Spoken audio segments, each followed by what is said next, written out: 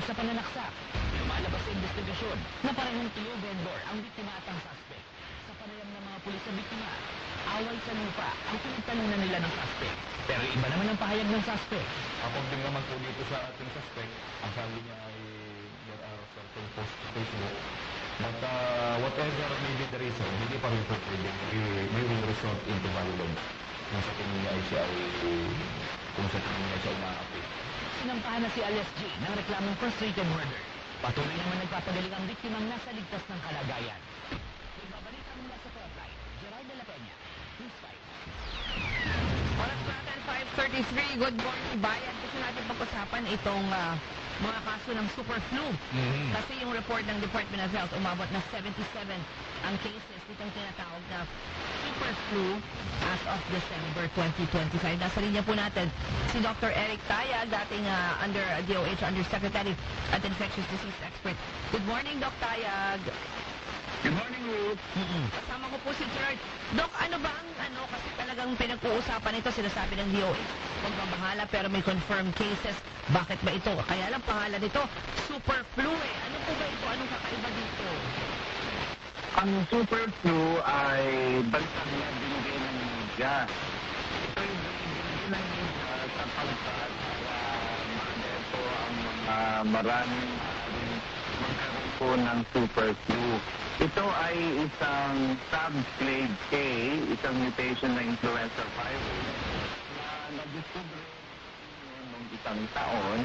At ngayon, ito na ang masasabi natin pinakamaraming influenza virus na subgroup sa Estados Unidos at sa Europa.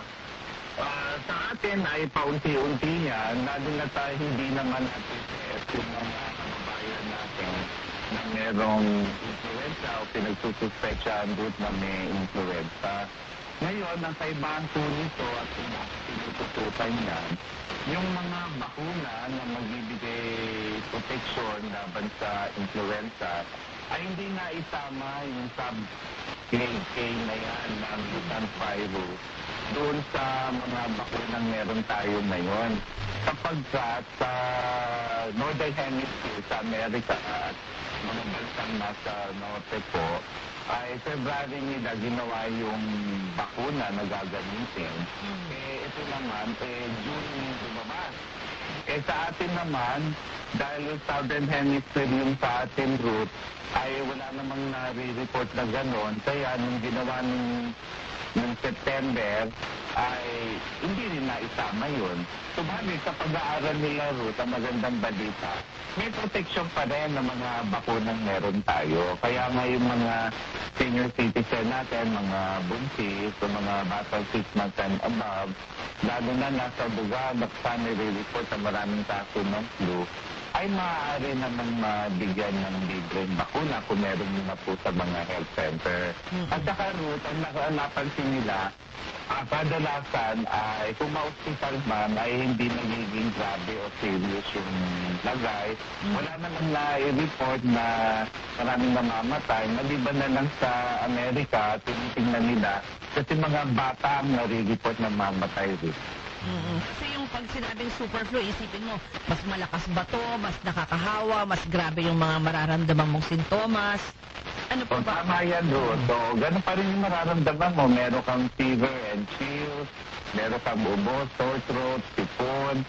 Papapansin natin sa butika, nako mo, mahaba yung pila sa pagbili ng mga gamot sa... Ang iiwasan lang ay yung biglang iinom na lang na antibiotics na wala namang prescription. Kasi virus po ito.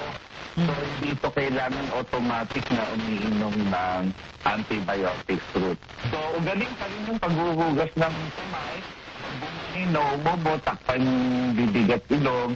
Kung may susuot ng mask, makakatulong po yan. At yung mga estudyante kung magkakasakit o nagtatrabaho, magpahinga sa bahay, huwag pumasok kung kinakailangan. Pero kung hindi may iwasan, magsuot po ng mask para hindi po makahawa sa iba. Kasi hindi natin malalaman host guard kung ito ay influenza sapagkat maaari din itong COVID, meron pa tayong COVID, o ibang viruses na hindi naman influenza. Ang patak ng influenza Ruth, may lagnat ka at feel. Dok, medyo parang medyo nakaka-stress yung term na super flu. Pero is this something that we should be afraid of? Unang-una dyan, Ruth, galing kasi sa media yan yung bansang na super flu. Kasi nga, bago nga yung subject case, yung mutant na influenza virus. Influenza A yun, H3N2. Isa sa mga viruses ng influenza na nag-circulate. At kung tatanungin naman tayo na tataas pa ba sa lampas pa ba sa pitong maaari po kasi tandaan niyo po ang pagkalat po nito ay may kinalaman sa global travel. So, maraming nagbabakasyon ngayon sa atin dahil malamig na malamig doon sa mga bansang nabanggit ko katulad ng Europa at ngayon nga Japan at saka Estados Unidos. Hindi nakakataka na may mahawa po sa atin dito. Kaya nga sa natin, daungan, ay monitor yan ng mga quarantine officers natin kung sino yung may lagnat.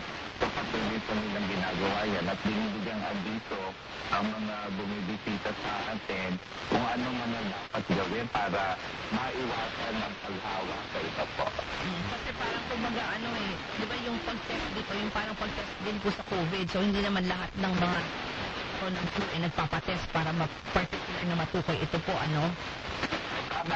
Kasi kung hindi pa test, doon na kailangan padala yan sa Philippine Genome Center natin, ay hindi natin malalaman kung gano'n nga talaga karami. Hindi naman natin malalaman din kung talaga yan ay sa bagong